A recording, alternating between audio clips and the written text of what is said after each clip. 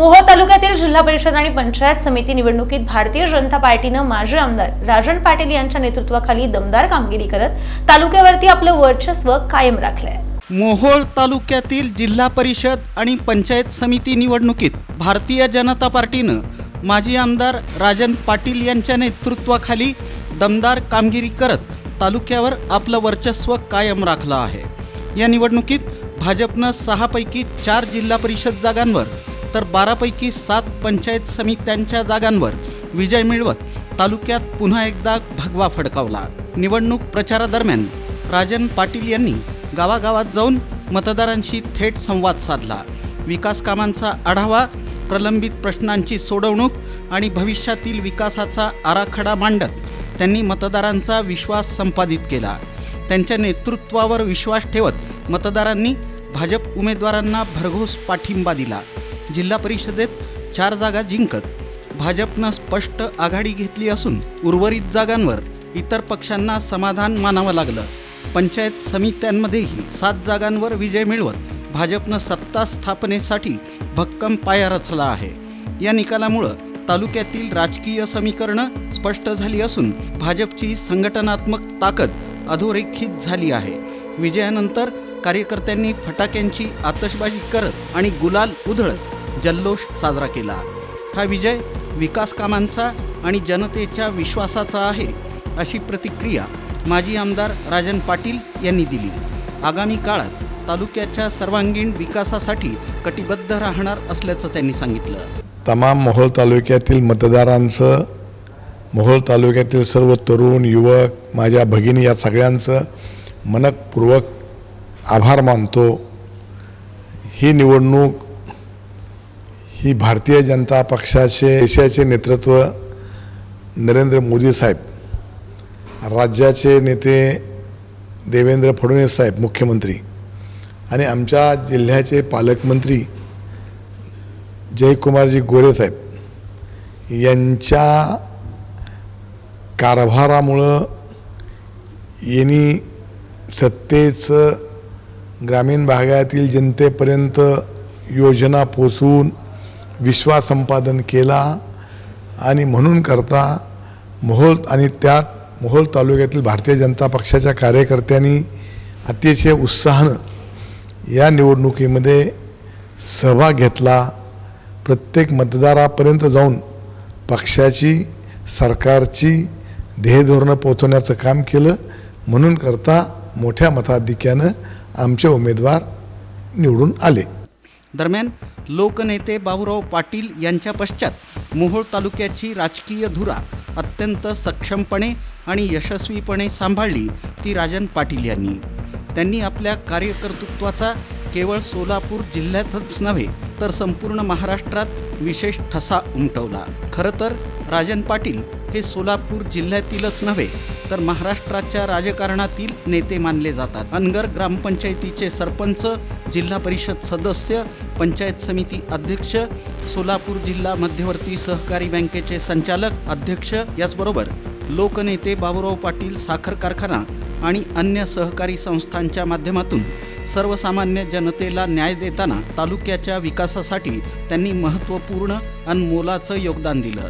मोहोळ म्हणजे राजन पाटील आणि राजन पाटील म्हणजेच मोहोळ हे एक समीकरण गेली अनेक वर्षे राज्याच्या राजकारणात घट्ट बनलं आहे। राजन पाटील यांनी लोकसभा असो अथवा विधानसभा निवडणूक असो आपला करिश्मा सातत्यानं दाखवून देत ज्येष्ठ नेते शरदचंद्र पवार, सुशीलकुमार शिंदे यांच्या पाठीशी वेळोवेळी खंबीरपणे ते उभे राहिले। लाट कोणतीही असली तरी एखादा दुसरा अपवाद वगळता आपलाच उमेदवार मोठ्या मताधिक्यानं निवडून आणताना राजन पाटील यांनी आपली ताकद संपूर्ण राज्यालाच दाखवून दिली आणि आपला एकूणच दबदबा देखील दाखवून दिला।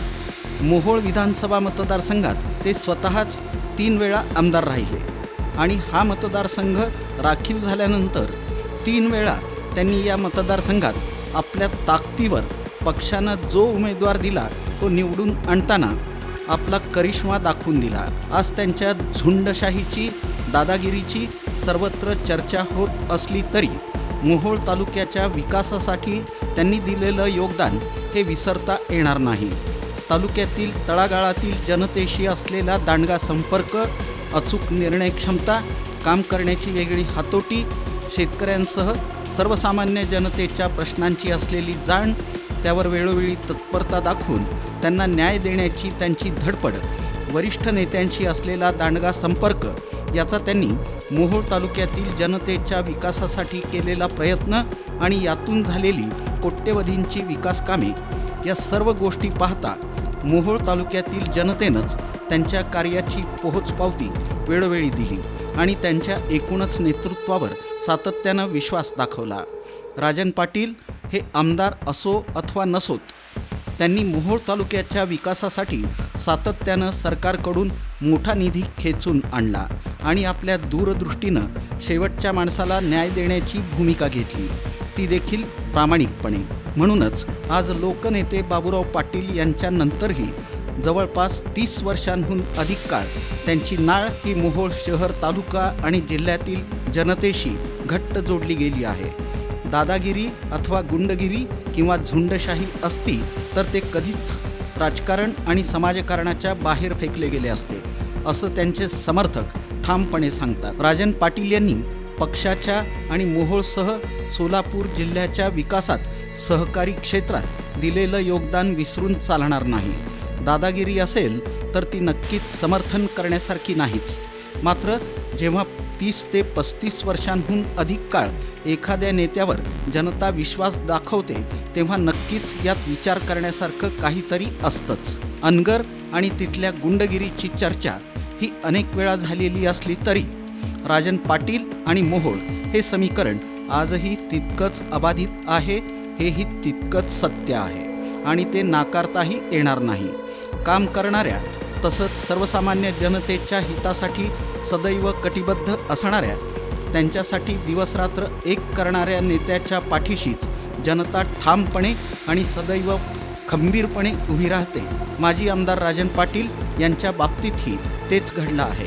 त्यांचा प्रचंड जनसंपर्क आणि जनतेतील त्यांची प्रचंड लोकप्रियता, काम करण्याची त्यांची हातोटी, धाडसी वृत्ती ही सगळ्याच पक्षातील राजकीय नेते जाणून आहेत.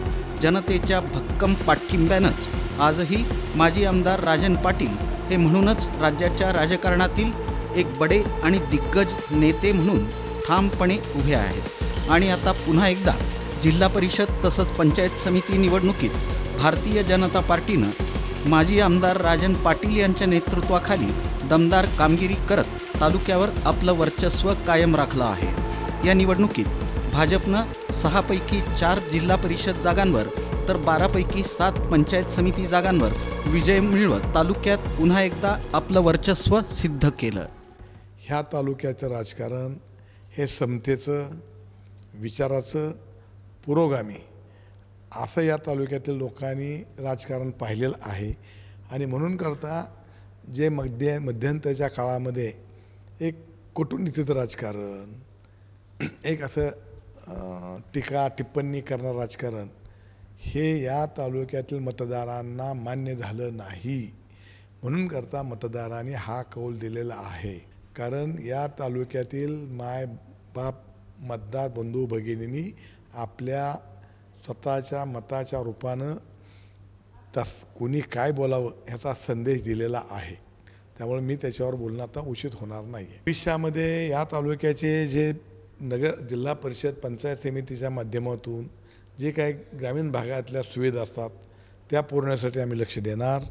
आणि राज्यातलं सरकार, केंद्रात सरकार आणि पालकमंत्री इथले असल्यामुळं जे काय राज्य केंद्र सरकारचे जे फंड्स असतील ते मोठ्या प्रमाणामध्ये आणून या मोहोळ तालुक्यातील जो मागचा 1.5 वर्षाचा जो बॅकलॉग राहिला आहे तो बॅकलॉग पूर्ण करण्याचा प्रयत्न करणार आहे.